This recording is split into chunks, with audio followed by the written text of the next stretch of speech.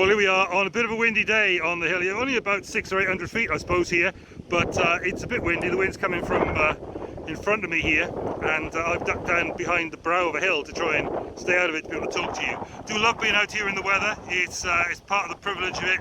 This wind is pretty serious today, and we're just taking care about it.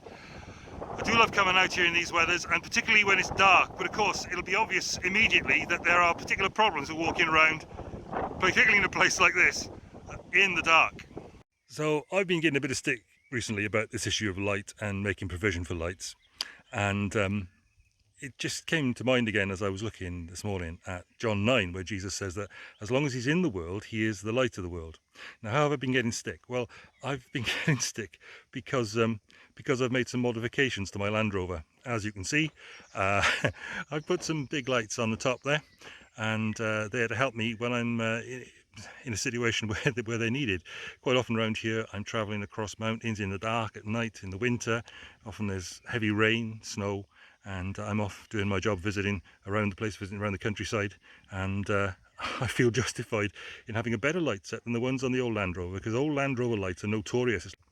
So Jesus said, while I'm in the world, I'm the light of the world. He just healed a man who had been born blind, and Jesus had brought light to his eyes, and that was great, and the guy was rejoicing. But also around there were a bunch of religious leaders, and they were looking into Jesus, and they were looking at Jesus, but they weren't walking in his light. And the difference between the man born blind is that he starts to walk in the light that Jesus has given him, but the religious leaders are busy looking at the light. Some of these lights that go on Land Rovers are not there for work the way these are. They're on the Land Rover to be looked at, to be admired. And sometimes people make that mistake with Jesus. They look at him, admire him, and they just don't walk in his light. And that's a mistake. That's the mistake the religious leaders were making. It's not the mistake of the man who was born blind, who actually benefited from Jesus and went on to walk in his light. Now, when we're moving cattle at night, quite often we find it's a difficult job to do. But if you've got a head torch on and you walk behind the cattle, your light shines ahead of them and they walk in the beam of the light. And that's the sort of light we need to make Jesus be for us. He is in the world as the light of the world. While he was in the world, he's still the light of the world. That's one of his roles and jobs and titles. But we need to be walking in that beam, not just admiring it. And that's my thought for the day for you today. One warning.